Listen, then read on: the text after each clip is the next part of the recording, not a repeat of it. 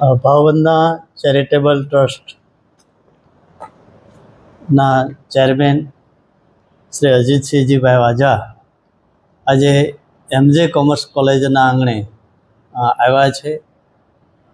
પ્રથમ વર્ષ BComમાં અભ્યાસ કરતા વિદ્યાર્થીઓને એમને ઓરિએન્ટેશન પ્રોગ્રામના અનુસંધાને ભાવનગરનો સાંસ્કૃતિક વારસો અને વિરાસત ઉપર આજે એમણે વ્યાખ્યાન આપવાના છે.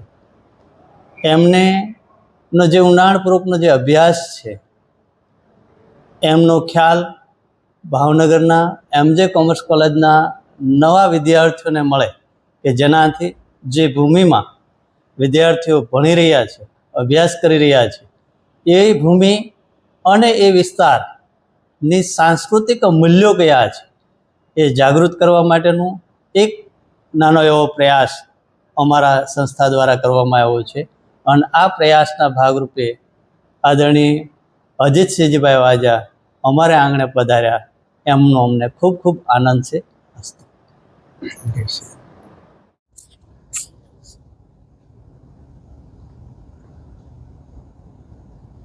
ભાવનગર મહારાજા સર કૃષ્ણકુમારસિંહજી ભાવનગર યુનિવર્સિટી સંચાલિત Shri MJ college of commerce ભાવનગરના આપ સર્વ વિદ્યાર્થી મિત્રોની વચ્ચે આજે આવવાનું થયું છે.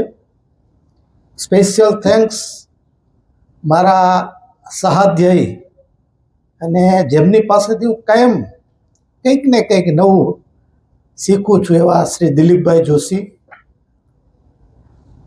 આપની જેમ જ કોમર્સ કોલેજની અંદર એક વિદ્યાર્થી તરીકે અભ્યાસ કર્યો અને એ જ કોલેજમાં પ્રિન્સિપાલ તરીકે આજે શ્રી દિલીપભાઈ જોશી છે ત્યારે ગર્વ અને આનંદની અનુભૂતિ થાય.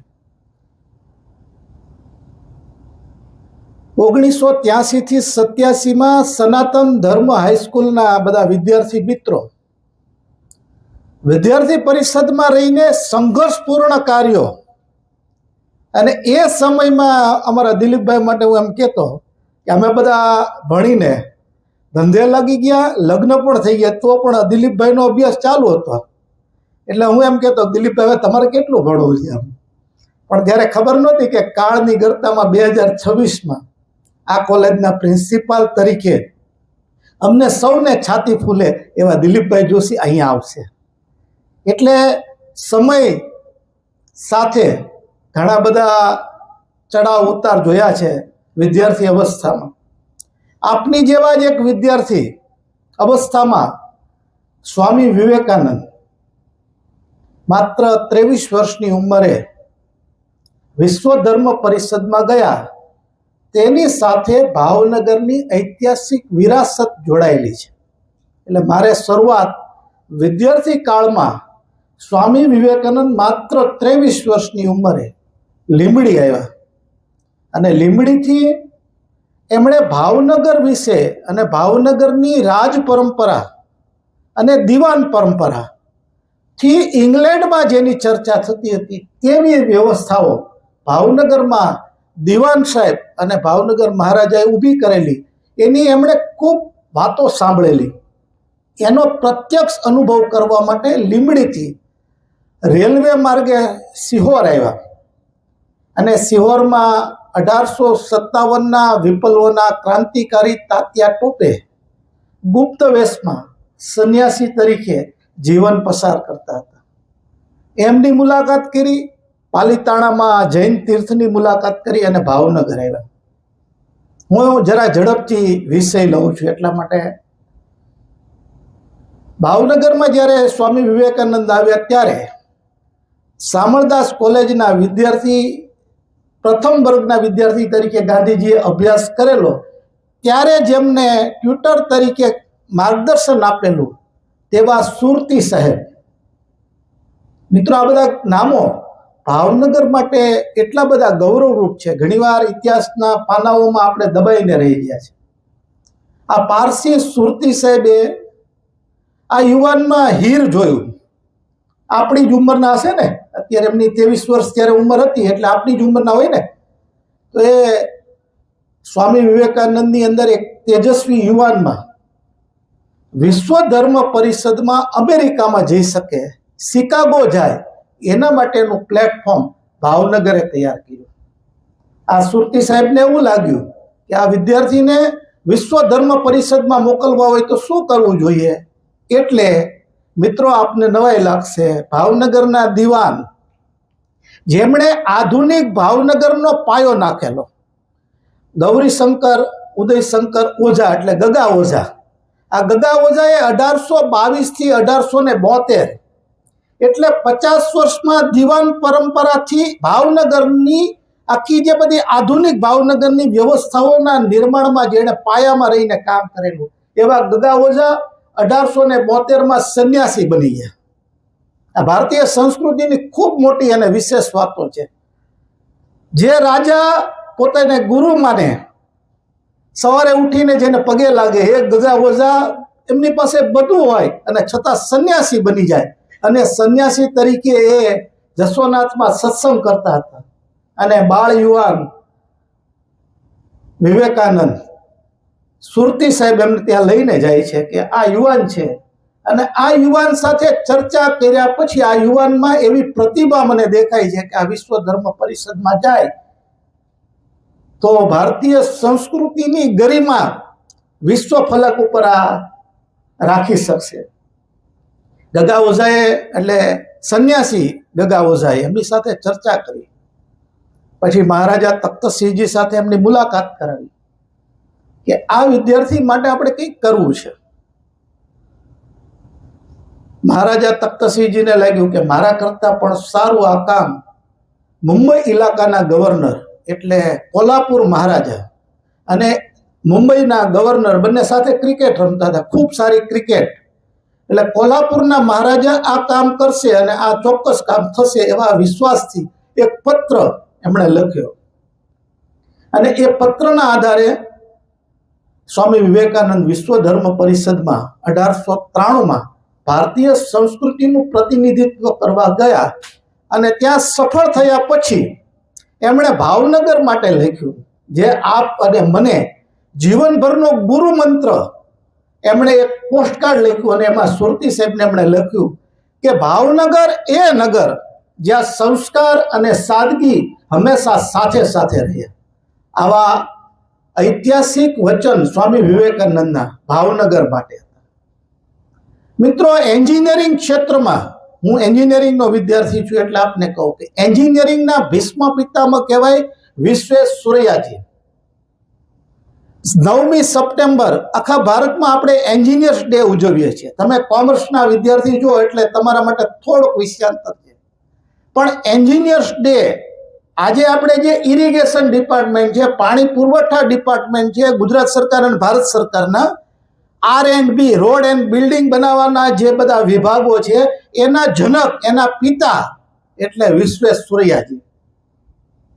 આ વિશ્વેશ્વરૈયાજી મૈસૂર સ્ટેટના ઇજનેર હતા અને આજથી 126 વર્ષ પહેલા ઇંગ્લેન્ડ જઈને ટોપર સિવિલ એન્જિનિયરિંગમાં માસ્ટર હતા.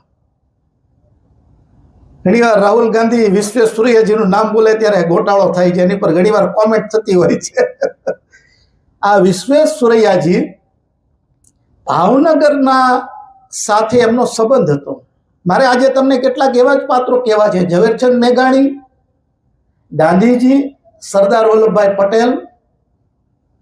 આ બધા લોકોએ ભાવનગરને અને એમનો આપણી સાથેનો જે નાતો છે, ઐતિહાસિક આપણી જે વિરાસત છે, આપણું વિકસિત ભાવનગર છે. વિકસિત ભાવનગરમાં આપણી પાસે 1.5 સદી પહેલા રેલવે લાઈન, સારામાં સારી હોસ્પિટલ, ટેલિફોન એક્સચેન્જ, મુંબઈ પછી અમદાવાદ અને અમદાવાદ પછી ભાવનગરની હોસ્પિટલ અને 1952માં ભારત સરકારના પ્રથમ આરોગ્ય મંત્રી ભારતમાં સર્વપ્રથમ મેડિકલ કોલેજ શરૂ કરવી હોય તો એ ભાવનગર સરટી હોસ્પિટલમાં કરવી જોઈએ એવો અભિપ્રાય ભારત સરકારના પ્રથમ આરોગ્ય મંત્રી આપ્યો હતો. તો એ હોસ્પિટલના નિર્માણમાં વૈદ્ય હેમંતકુમાર વૈદ્ય, આ બધા જ પાત્રો કદાચ તમારા માટે આજે અજાણ્યા છે, કારણ કે ઇતિહાસના પાનાઓમાં દબાઈ ગયા છે. પણ ભાવનગરનો સાંસ્કૃતિક અને ઐતિહાસિક વારસો એ માત્ર હેરિટેજ બિલ્ડિંગને કારણે નથી. આપણો વારસો એ સંસ્કારનો વારસો છે, સંસ્કૃતિનો વારસો છે. ગીજુભાઈ બધેકા, નાનાભાઈ ભટ્ટ, હરભાઈ ત્રિવેદી, શિશુયાર સંસ્થામાં તમે જાઓ તો માનભાઈ ભટ્ટ, આ લોકોએ ભાવનગરને વિશ્વ ફલક પર ઊભું રાખ્યું છે. વિદ્યાર્થી અવસ્થામાં આજે તમે આવનારા સમયમાં શું બનવાના છો એનો પાયો આ તમારી અંદર નિર્માણ થાય એટલા માટેના ઐતિહાસિક પાત્રોની વાતો કરું છું. મિત્રો, ઘણા બધા એન્જિનિયર્સ, ડોક્ટર્સ, બિઝનેસમેન જન્મે છે અને મૃત્યુ પામે છે, પણ એમાંના કેટલાક પાત્રો એવા હોય છે જે ઐતિહાસિક હોય છે અને એને સાંભળવા અને સાંભળ્યા પછી એમને વંદન કરવાનું મન થાય તેવી ઐતિહાસિક ધરોહર ભાવનગર સાથે જોડાયેલી છે. આ વિશ્વેશ્વરૈયાજી, જેના નામે એન્જિનિયર્સ ડે ઉજવવામાં આવે છે અને ઇંગ્લેન્ડમાં પણ જેના મોટા તૈલચિત્રો રાખવામાં આવે છે, એ વિશ્વેશ્વરૈયાજી ભાવનગર સાથેનો એમનો નાતો હાવ તમને ઝડપથી કહી દઉં. 1899 થી 1900 એટલે કે આ સદી 126 વર્ષ પહેલા 56નો દુષ્કાળ, અને એ 56ન્યા કાળમાં અનેક પશુ પક્ષી, માનવ સમુદાય અને ઘણું બધું નુકસાન થયું. આ 56ન્યા કાળમાં ટકી રહેવા માટે દિવાન ગગા ઓઝાએ ભાવનગરમાં એક તળાવ નિર્માણ કરવાની વાત કરી કે આનાથી ભાવનગરની પાણીની સમસ્યાનો કાયમી ઉકેલ આવે. તો આ કામ માટે કોને બોલાવાય? તો કે આપણે વિશ્વેશ્વરૈયાજીને બોલાવીએ. હવે આ વાતનો પાયો કેવી રીતે નખાયો કે લોકો પાસે ખાવાનું અનાજ નહોતું, પીવાનું પાણી નહોતું, પશુ પક્ષી માટે ઘાસ નહોતું, દૂધાળા પશુને સાચવી રાખવા ટપોટપ લોકો મરતા હતા. ત્યારે ભાવનગર મહારાજાએ અહીંયા રસોડાઓ શરૂ કર્યા કે આ બધાને આપણે ટકાવી રાખીએ. અત્યારે ટકી રહેવું તો આપણે પરિસ્થિતિ ઊભી કરવી પડે, એટલે ગામે ગામ રસોડા સર્વ કરવામાં આવ્યા. તો એ રસોડાની અંદર કેટલાક ખેડૂતો જમવા નહોતા આવતા, એટલે જ્યારે મહારાજાએ પૂછ્યું કે ભાઈ આપણા જે રસોડાઓ છે એમાં બધા લોકો આવીને જમે છે અને કોઈને તકલીફ તો નથી ને? એટલે એમના જે કર્મચારીઓ હતા એમણે આવીને કીધું કે મહારાજા સાહેબ બધા આવે છે, પણ આપણા કેટલાક ખેડૂતો નથી આવતા. તો કે ખેડૂતો તો આપણા હાથ પગ છે, આપણી જે મહેસૂલ ઇન્કમ છે એના મુખ્ય આધાર તો આપણા ખેડૂતો છે, તો એ શું કામ નથી આવતા? એટલે આગળની બધી વાતો ચાલે છે. મહારાજા સાહેબ એમને રૂબરૂ મળે છે કે ભાઈ તમે કેમ રસોડામાં જમવા નથી આવતા? ત્યારે એ કહે છે કે મફતનું અમે ખાઈએ તો અમારી પ્રજા વંઠેલ અને નમાલી જાય. ભાવનગરની પ્રજાએ જગતને શું શીખવાડ્યું છે કે મફતનું ન ખવાય, મારી મહેનતનું ન હોય એવું મારે ન લેવાય. આ ખેડૂતોએ જ્યારે કીધું તો રાજાએ કીધું તો મારે શું કરવું તમારા માટે? તો કે અમને આ રાહત કામ, આજે અત્યારે જે ભારત સરકારમાં રાહત કામ ચાલે છે ને એની શરૂઆત 126 વર્ષ પહેલા ભાવનગરમાં થયેલી. તો કે તમે અમને કામ આપો અને કામના બદલામાં અમને અનાજ આપજો, અમારે રૂપિયા નથી જોતા, પણ અમારો પરસેવો પાડીને પરસેવાની કમાણીમાંથી આવેલું અનાજ અમારા છોકરાઓ ખાશે તો તેજસ્વી થશે અને વિશ્વ ફલક ઉપર જઈને વિસ્તરશે. આવી તેજસ્વીતા ભાવનગરની ગરિમામાં છે. એટલે મહારાજા સાહેબે કીધું કે તો આમને કામ શું આપો? એટલે પછી બધાએ ભેગા થઈને નક્કી કર્યું કે આપણે અહીંયા તળાવ બનાવીએ. આપણું જે અત્યારે બોર તળાવ છે એ ગઢેચી નદી હતી, એટલે આડબંધ બાંધીને માનવ સર્જિત તળાવ નિર્માણ કરવું. તો કે આના માટે કોને બોલાવવા? તો કે મૈસૂર સ્ટેટના ઇજનેર વિશ્વેશ્વરૈયાજીને ભાવનગર આપણે બોલાવીએ અને એ ભાવનગરમાં સરસ મજાનું માનવ સર્જિત તળાવ બનાવી આપે. વિશ્વેશ્વરૈયાજી ભાવનગર આવ્યા, એમણે જોયું કે મારે શું કામ કરવાનું છે, એટલે એમણે તળાવની સાઈટ ઉપર આંટો માર્યો, નદી પાસે આડબંધ બનાવીને એક તળાવનું નિર્માણ કરવું. આ બધું જોયા પછી એમણે ગર્વથી, ઘણીવાર મોટો માણસ બને ને પછી એનામાં થોડો ગર્વ પણ આવે, એટલે એમણે કીધું કે ગંગા સાગર ડેમ, મૈસૂર સ્ટેટ કોઈ ગયા છો મૈસૂરમાં ફરવા? આમાંથી કોઈ વિદ્યાર્થી ગયા છે મૈસૂર? મૈસૂરની અંદર ગંગા સાગર ડેમ છે મોટો. એટલે એવડા મોટી યોજનાઓના જનક વિશ્વેશ્વરૈયાજી, એટલે એણે એવું કીધું કે આવું નાનું એવું બોર જેવડું તળાવ બનાવવા માટે તમે મને બોલાવ્યો? આપના એક્સપર્ટ છો એટલે આપના હાથે જ બનાવવું છે.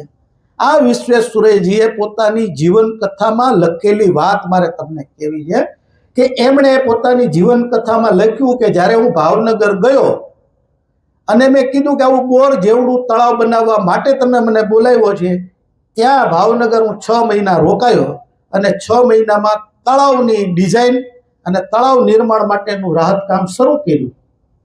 ત્યારે ત્યાંના ખેડૂતો જે કપડાં પહેરીને આવતા હતા, માથે પાઘડી પહેરી હોય, નીચે ચોહણી, પછી નીચે આડબંધ, કડિયું, આપણે આવું પહેરતા ઘણા બધા કપડાં. એટલે વિશ્વેશ્વરૈયાજીએ કીધું, ખેડૂતને પૂછ્યું કે તમે કેટલા વાર કાપડ પહેરો છો? તો કે આ 32 વાર, 32 થી 35 વાર કાપડ પહેરીએ છીએ. ત્યારે વિશ્વેશ્વરૈયાજીને એમ થયું કે મારું મૈસૂર સ્ટેટ, જેના માટે હું ગર્વ કરું છું, મારા મનમાં ફાંકો છે કે મૈસૂર સ્ટેટના રાજ દરબારમાં, એના દિવાન ખંડમાં અને એના ઝરૂખામાં સોનું જડ્યું છે અને હું એનો દિવાન છું, એનો એન્જિનિયર છું, એનો મારો ગર્વ ઉતરી ગયો. કારણ કે મૈસૂરની અંદર ખેડૂતો પાસે પહેરવાના પૂરતા કપડાં નહોતા. રાજાના ઝરૂખામાં સોનું હતું પણ પહેરવાના પૂરતા કપડાં નહોતા. ત્યારે ભાવનગર રાજ્ય નાનું હતું. મેં એની મજાક કરી કે બોર જેવડું તળાવ બનાવવા માટે મને બોલાવ્યો. એ રાજ્યના ખેડૂતો ખંતીલા છે, સ્વાભિમાની છે અને 32 થી 35 વાર તો કપડું પહેરે છે. ત્યાંના ખેડૂતોને આમ પ્રજા આટલી સુખી છે. ત્યાંનો રાજા અને ત્યાંનો દિવાન ભાવનગરના આ ઉજ્જવળ પરંપરાને લોકો સમક્ષ લઈ જવું જોઈએ એવું વિશ્વેશ્વરૈયાજીએ પોતાની જીવન કથામાં લખ્યું. આ ભાવનગરના આપણે લોકો છીએ. આ ભાવનગરની સાંસ્કૃતિક વિરાસતમાં નાનાભાઈ ભટ્ટ, હરભાઈ ત્રિવેદી, ગીજુભાઈ બધેકા, આ લોકોએ જગતને આપવા જેવી શિક્ષણ વ્યવસ્થાઓ ભાવનગરમાં નિર્માણ કરી છે અને એના આધારે આપણી શિક્ષણ વ્યવસ્થાઓમાં ઘણા બધા સુધારાઓ થયા છે. ભાવનગરની ઐતિહાસિક વિરાસતમાં ગાંધીજી અને તમે લ્યો, ઝવેરચંદ મેઘાણીને લ્યો, સરદાર વલ્લભભાઈ પટેલને લો. સરદાર વલ્લભભાઈ પટેલના જીવનમાં એમણે લખેલી એક વાત કે ભાવનગરના એક ફંક્શનમાં સરદાર ભાવનગર પધાર્યા ત્યારે જાદવજી મોદી અને બચ્ચુભાઈ પટેલ, આપે કદાચ નામ સાંભળ્યા હશે, એમના ઉપર હુમલો થાય છે. જેવી રીતે રાજીવ ગાંધી ઉપર તમિલનાડુમાં હુમલો થયો હતો, એવો જ ઘાતક હુમલો સરદાર વલ્લભભાઈ પટેલ ઉપર હુમલો થાય છે આપણા ખારગેટના ચોકમાં. ત્યારે બચ્ચુભાઈ પટેલ અને જાદવજી મોદી નામના 2 યુવાનોએ સરદાર વલ્લભભાઈ પટેલને બચાવવા માટે પોતાના પ્રાણની આહુતિ આપી. એ સરદાર વલ્લભભાઈ પટેલ લખે છે કે 562 રજવાડાને એકત્રિત કરીને મહાસંઘનું નિર્માણ થયું હોય અને જો આજે હું જીવિત હોઉં તો એ ભાવનગરના યુવાનોને આધારિત છે. સમજાય છે ભાવનગર શું છે? સરદાર સાહેબના જીવનના પાયામાં એમનું જીવનની રક્ષા કરવા વાળા ભાવનગરના યુવાનો, આ જાદવજી મોદી અને બચ્ચુભાઈ પટેલ, એ ત્યારે કેવડા હશે? આપણી ઉંમરના 25, 30, 35 વર્ષના યુવાન. પણ એને એમ લાગ્યું કે અમારા કરતા વધારે કિંમતી જીવન સરદાર વલ્લભભાઈ પટેલનું છે. અહીંથી આગળ આવો ભાવનગર સાથેની સાંસ્કૃતિક વિરાસતમાં ગાંધીજીએ ભાવનગરમાં અભ્યાસ કર્યો. ત્યારે પોતે કહેતા કે અમારા ફૈબાનું ઘર છે. કારણ કે પોરબંદરના દીકરી ભાવનગરના હતા. 1925માં જ્યારે બીજી વાર ગાંધીજી ભાવનગરમાં આવ્યા અને દિવાન પ્રભાશંકર પટણીએ એવી વાત રજૂ કરી કે આપણે મહારાજા સાહેબને કે આપણે ગાંધીજીને મળવું જોઈએ. એટલે ગાંધીજીને સમાચાર આપ્યા કે મહારાજાને લઈને અમે આપને મળવા માટે આવીએ છીએ. ભાવનગર ગાંધીજી આવેલા. એટલે ગાંધીજીએ કીધું કે મહારાજાની ઉંમર ત્યારે કેટલી હતી? માત્ર 1912માં એમનો જન્મ થયેલો. 1925માં કેવડા હોય? માત્ર 13 વર્ષના. ત્યારે ગાંધીજીએ એવું કીધું કે નાના છે, બાળ મહારાજા છે, પણ છતાં મારા રાજા છે. શું કામ? હું ભાવનગર યુનિવર્સિટીની ભાવનગર શામળદાસ કોલેજનો વિદ્યાર્થી છું. એની સ્કોલરશિપ લીધી છે અને ભાવનગરમાં અભ્યાસ કર્યો છે અને એનો મને ગર્વ છે અને હું એનો નાગરિક છું. એટલે મારે આગ્રહ ન રાખવો જોઈએ કે હું મહારાજા મને મળવા આવે. હું નીલમબાગ પેલેસમાં એમને મળવા જઈશ. આ ગાંધીજીના શબ્દો છે. આ તમે ભાવનગરી હોવાનું ગર્વ લેવા માટેના બધા શબ્દો હું કહું છું. આ ગાંધીજીએ જીવ્યા ત્યાં સુધી અને છેલ્લે જ્યારે ભારત સંઘમાં ભારતનું વિલીનીકરણ થયું અને છેલ્લે ત્યાં ગાંધીજીને મળવા મહારાજા ગયા તો મનુબેન એમના અંતેવાસી હતા. આપ બધા જાણો છો ઇતિહાસ. ત્યારે એમને સૂચના આપી, 3 થી 4 વાર કીધું કે મહારાજા સાહેબ આવે તો મને જાણ કરજો. એટલે મનુબેન હતા એ એમના અંતેવાસી હતા, એમની સાથે રહેવાવાળા હતા. અને એમણે કીધું કે બાપુ, આપણે તો વાયસરોયથી માંડીને અંગ્રેજ અધિકારીઓથી માંડી અને બધા જ લોકો મળવા આવે છે. તમે ક્યારેય આટલી બધી સૂચના નથી આપી કે મળવા આવે એટલે મને તમે અગાઉ કહેજો એમ. ત્યારે એમણે કીધું કે મારા ભાવનગરના રાજા મને મળવા આવે છે. કોણ આવે છે? ભાવનગરના રાજા મને મળવા આવે છે. અને મહારાજા મળીને કહે છે કે બાપુ, આપણે જે ભારત સંઘનું નિર્માણ કરવું છે, અખંડ ભારત બનાવવું, એમાં સર્વપ્રથમ રાજ્ય ભાવનગર આપવું. ત્યારે ગાંધીજીએ એવું કીધું કે ભાવનગર મહારાજા અને દિવાન પરંપરાના દિવાનો જેવા પ્રભાશંકર પટણી, ગગા ઓઝા જેવા લોકો જો સમગ્ર ભારતમાં હોય તો આપણને લોકશાહીની જરૂર નથી. આ એવા રાજાઓ છે.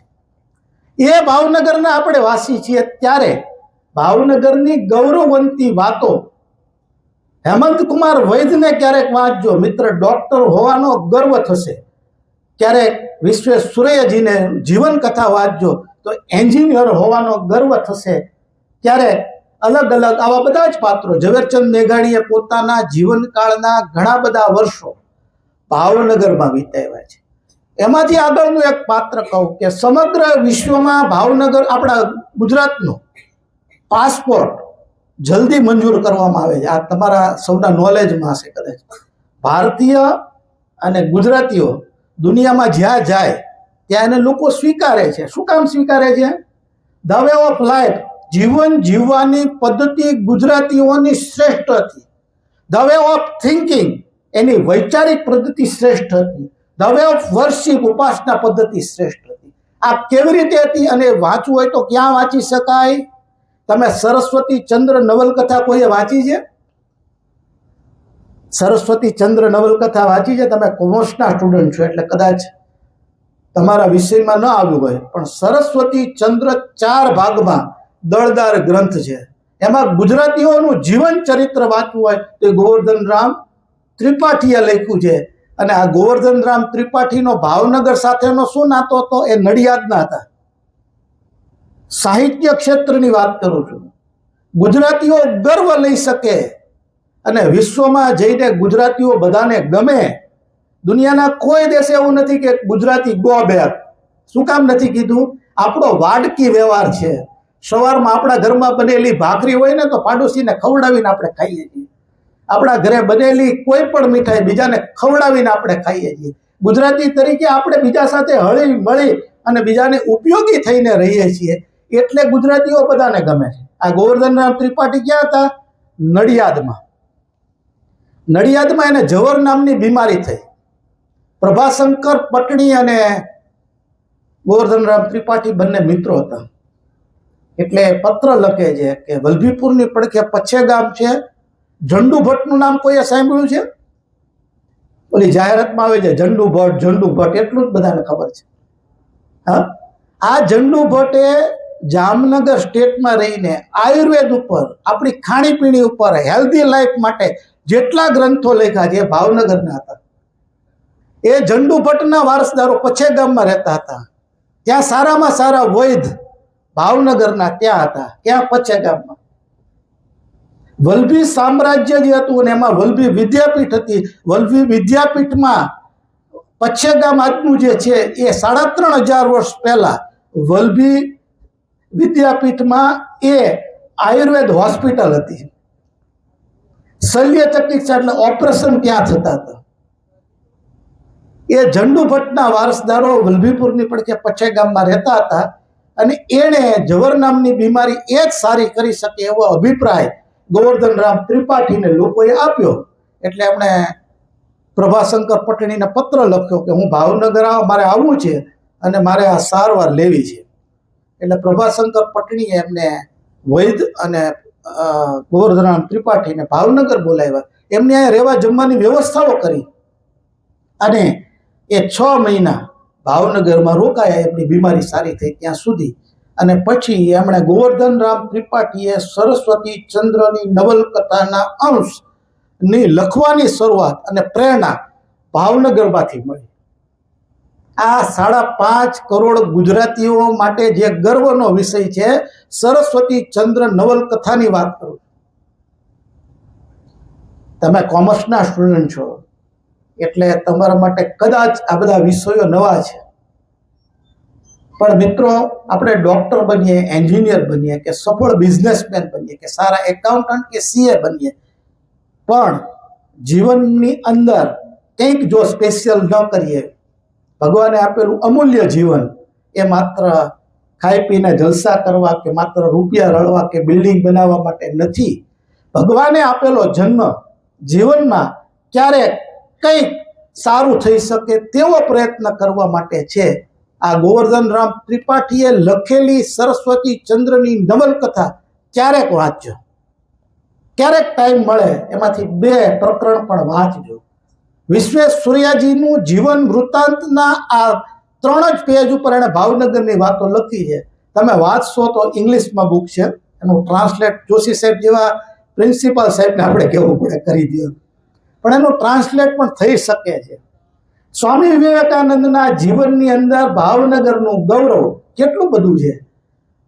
સરદાર વલ્લભભાઈ પટેલના પોતાના જીવન કથામાં એમણે ભાવનગરનો મહિમા લખેલો છે. અને એ જ ભાવનગર માટે આપણને એટલા માટે ગર્વ છે કે ભાવનગર મહારાજા શું કહે છે, અંતિમ શબ્દ એનો શું છે?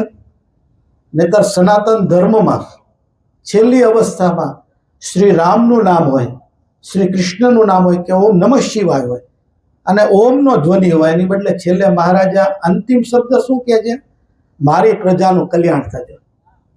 શું કહે છે? મારી પ્રજાનું કલ્યાણ થજો. મદ્રાસના ગવર્નર તરીકે જ્યારે એ ગયા, માત્ર ₹1 ટોકનથી એ ગવર્નર તરીકે એમણે ચાર્જ સંભાળ્યો.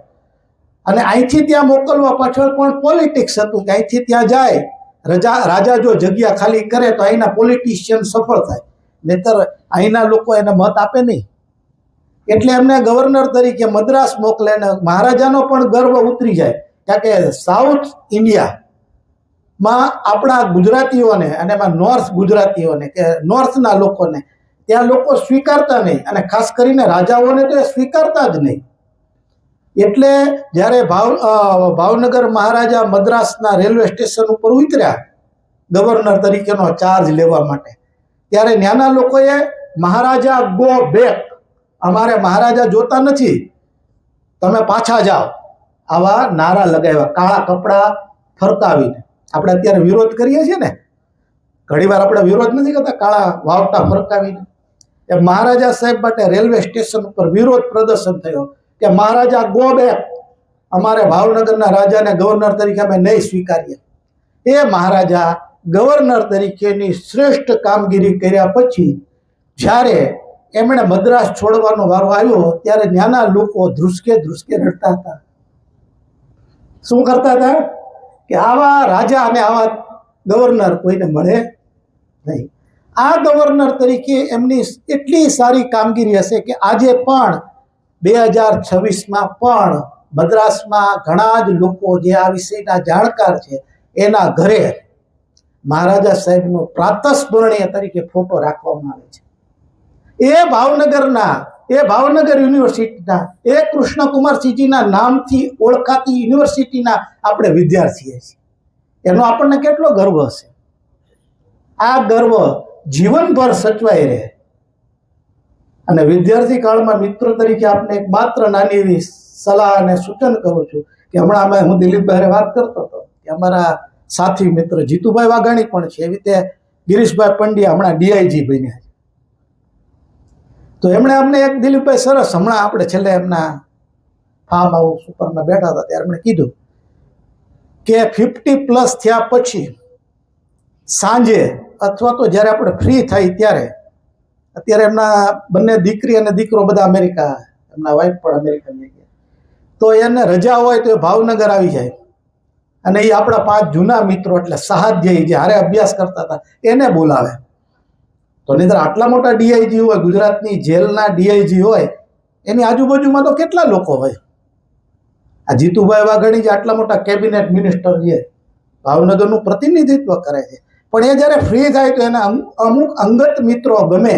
આ વાત હું એટલા માટે કરું છું કે તમારો આ વિદ્યાર્થી કાળ કાલે નહીં રહે.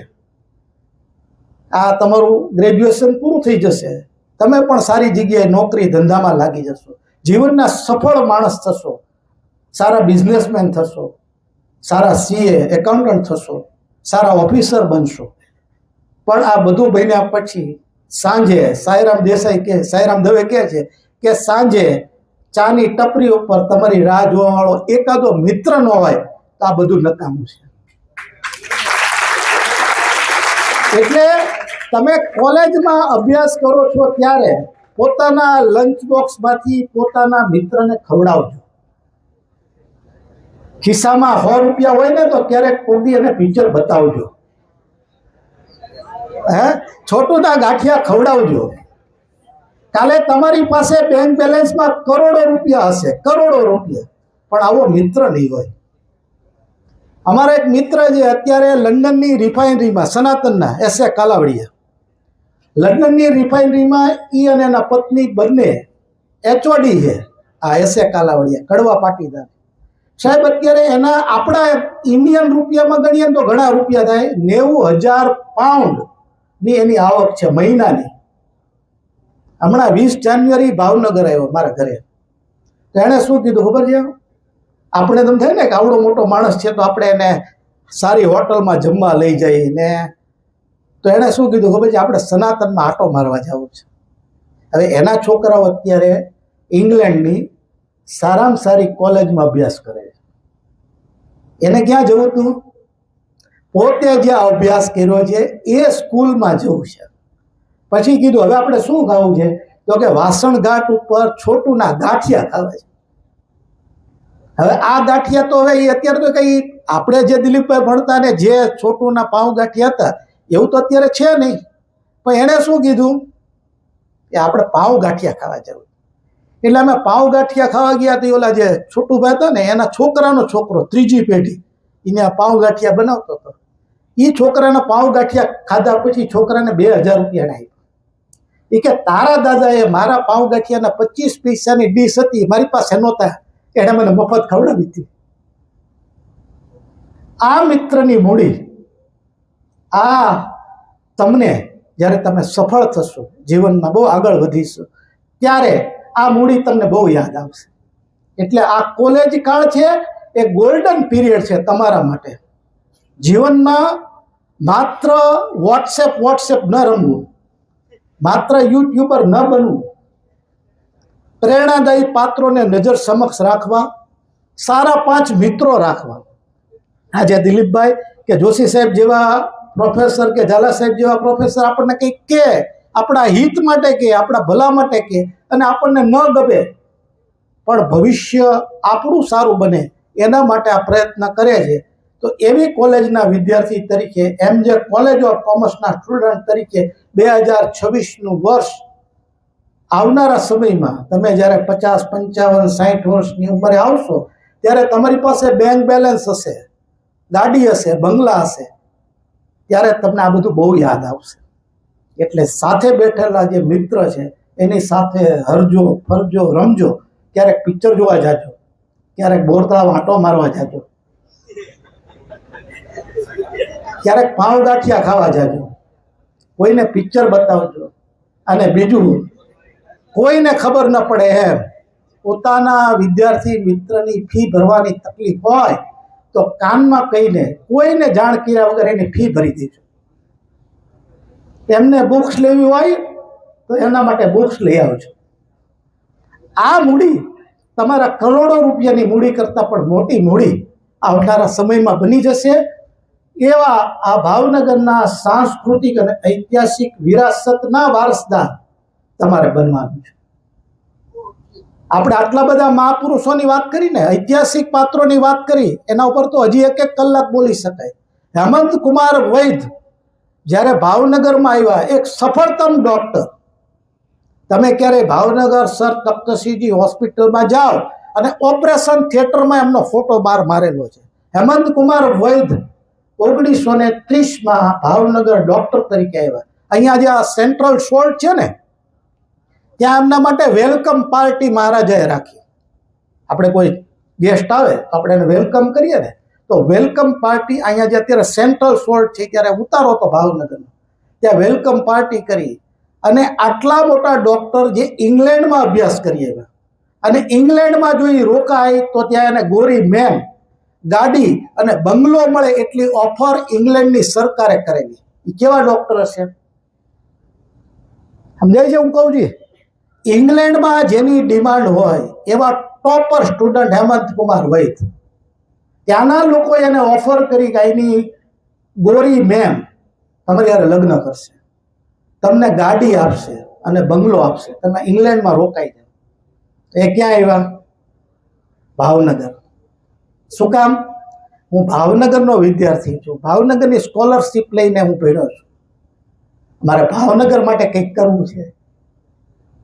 આમની જ્યારે વેલકમ પાર્ટી કરી એટલે મહારાજા સાહેબે એને આદર આપ્યો, રિસ્પેક્ટ આપ્યો. તો હેમંત કુમાર વૈદ એને વળીને પગે લાગ્યા. એટલે મહારાજા સાહેબે કીધું કે તમે આટલા મોટા ડોક્ટર છો, તમે પગે લાગો તે સારું ન કહેવાય. તો કે મહારાજા સાહેબ તમે તો મોટા માણસ છો, તમે ભૂલી જાઓ, તમારા રાજ્યની સ્કોલરશીપ લઈને હું ઇંગ્લેન્ડ ગયો અને ત્યાં ડોક્ટર બનીને આવ્યો છું. સમજાય છે? હું તમને કહું છું, ઇમ્પોર્ટન્સ છે આ હેમંત કુમાર વૈદનું. ક્યારેક વાંચજો જીવન ચરિત્ર. એમણે એવી આધુનિક હોસ્પિટલ ભાવનગરમાં નિર્માણ કરવામાં, નહીં તો ડોક્ટર હતા. અત્યારે તમે ઓફિસર હો તો તમે પગાર લઈને નીકળી જાઓ, તમારા જે ઓફિસ અવર્સ હોય એમાં તમે આવો સવારે 9 થી બપોરે 4, 5, 6 વાગ્યા સુધી અને નીકળી જાઓ, તમને કોઈ કહેતું નથી. હેમંત કુમાર વૈદ તો ડોક્ટર હતા, પણ એમણે એવું ન કર્યું.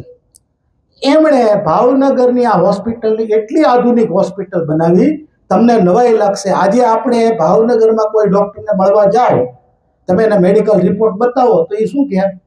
તમે અમદાવાદ વ્યા જાઓ. કે ના હો દિલીપભાઈ, તમે મુંબઈ વ્યા જાઓ, આ ડોક્ટર તમને ત્યાં એક્સપર્ટ સારા ડોક્ટર મળશે, આવું કે ને? તમને નવાઈ લાગશે કે આઝાદી પહેલાના સમયમાં કોઈને પણ ઓપરેશન કરવું હોય ત્યારે લાઇટની વ્યવસ્થા નહોતી, આધુનિકતા નહોતી, છતાંય ઓપરેશન કરવું હોય તો મુંબઈ નહીં જવાનું. મુંબઈ પછીનું બીજું અમદાવાદ હતું, અને અમદાવાદ ન જવું હોય તો ભાવનગર બેસ્ટ હતું. શું કામ ખબર છે? અહીંયા વિનામૂલ્ય ઓપરેશન અને સારવાર થતી ભાવનગરમાં. બીજા નંબરમાં રેલવેની કનેક્ટિવિટી હતી. ત્યારે તો આટલા બધા વાહન વ્યવહાર નહોતા, એટલે આખા ભારતની સાથે, આખા ગુજરાત સાથે રેલવેની બેસ્ટ કનેક્ટિવિટી ભાવનગર સાથે હતી. એટલે રેલવે દ્વારા ભાવનગરમાં આવવું સૌથી સહેલું હતું. બીજું, અહીંયા રહેવા જમવાનું ફ્રી હતું, હોસ્પિટલનો ચાર્જ નહોતો, વિનામૂલ્ય સારવાર હતી. આઝાદ ભારતમાં લોકશાહી આવ્યા પછી આપણે ત્યાં હોસ્પિટલો બની અને એ વિનામૂલ્ય પછી શરૂ થઈ. ભાવનગરમાં આઝાદી પહેલાં પણ સારામાં સારી હોસ્પિટલ હતી, અને એ હોસ્પિટલ વિનામૂલ્ય હતી, અને તમામ સારવાર વિનામૂલ્ય અને સારામાં સારી થતી હતી. અને આખા ગુજરાતના દર્દીઓને જવું હોય તો મુંબઈ અને અમદાવાદ એ ખર્ચાળ હતું, ભાવનગર એ સસ્તું હતું, મફત હતું. ગરીબ માણસો પોતે સારવાર લઈ શકે તેવી સારવાર ભાવનગરમાં મળતી હતી. અને આ હેમંત કુમાર વૈદની હોસ્પિટલ, ઓપરેશન થિયેટર, આનો ઇતિહાસ ક્યારેક વાંચજો. ભારતના પ્રથમ 1952માં મિસિસ કૌર આપણા આરોગ્ય મંત્રી હતા, અને ભાવનગરની મુલાકાત લઈને કીધું કે મેડિકલ કોલેજની શરૂઆત ઇન્ડિયામાં કરવી હોય તો સર્વપ્રથમ ભાવનગરમાં કરવી જોઈએ. એટલી આધુનિક હોસ્પિટલ ભાવનગરમાં છે.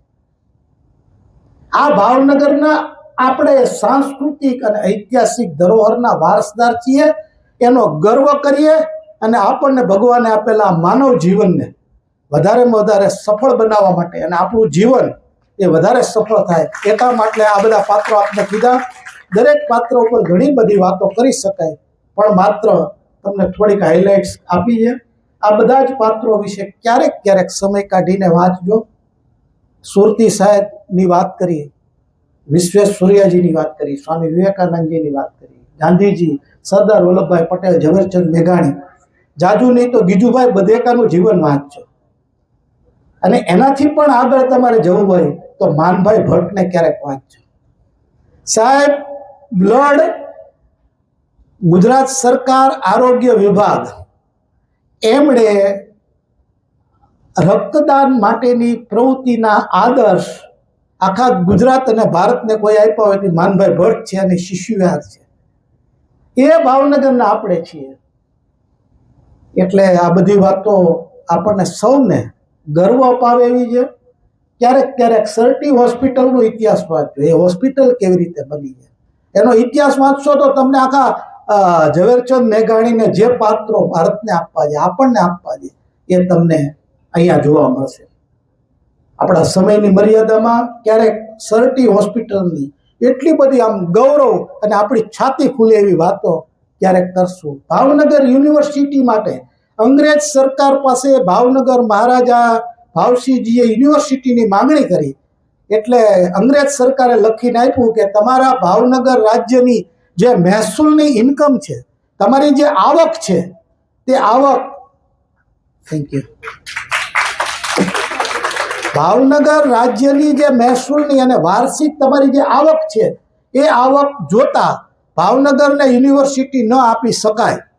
કારણ કે આનો જે ખર્ચ છે એ ખર્ચ તમારું રાજ્ય ન ભોગવી શકે.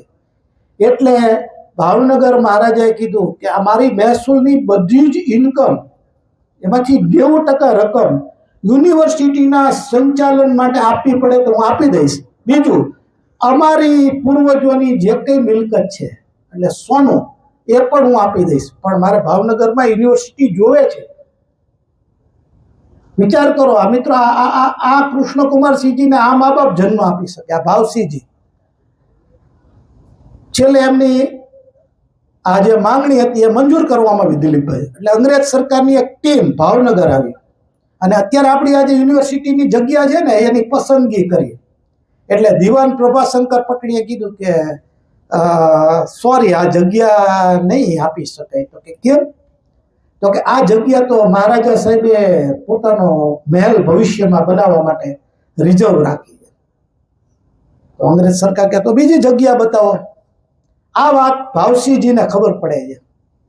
એટલે ભાવસિંહજી બધાને બોલાવીને કહે છે કે મહેલની જરૂર નથી, ભાવનગરને યુનિવર્સિટીની જરૂર છે.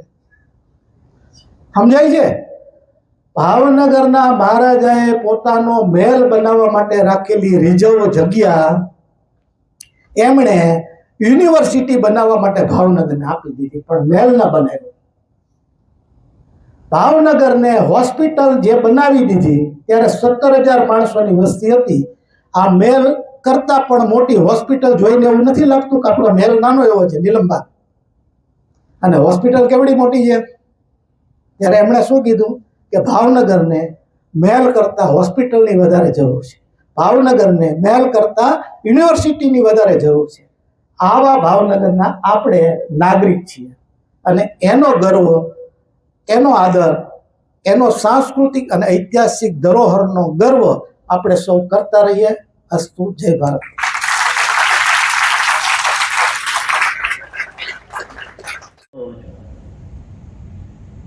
કે કોઈને કેન્સર થયો અને થોડા ટાઈમ પછી એ કેન્સલ થયા, અને આમ સામાન્ય રીતે કેન્સર થાય થોડા વહેલા થાય, થોડા મોડા થાય, સ્વાભાવિક છે. એની ઇનર એબિલિટી કેટલી છે, ડૉક્ટરની ટ્રીટમેન્ટ કેટલી છે, સામાજિક સપોર્ટ કેટલો છે, એના ઉપર ડિપેન્ડ છે. બાકી એ કેન્સલ થાય તો એ જ્યારે કેન્સર થયું એટલે કેન્સર થયા મૃત્યુ પામ્યા, એટલે જ્યારે મૃત્યુ પામે છે ત્યારે એ અર્થ ઉપાર્જનનું એક સાધન. ડૉક્ટર શું કહે છે? અર્થ ઉપાર્જનનું એક સાધન. કેમ કે એને ડૉક્ટરને જોવાનો નજરિયો એ અર્થ ઉપાર્જનના સાધન તરીકે હતો. આર્થિક બાબતો એની સાથે સંકળાયેલી. એ ધીમે ધીમે બહાર જાય છે અને કોઈ વ્યક્તિને મળે છે ત્યારે કહે છે કે તમારા ઘરમાંથી આ એક મૃત્યુ થયું, બહુ દુઃખ લાગે છે, ત્યારે એ વાત કરે છે કે અમારા સમાજનો મોભી, કારણ કે એને સમાજની દ્રષ્ટિએ જોયું છે, સમાજશાસ્ત્ર.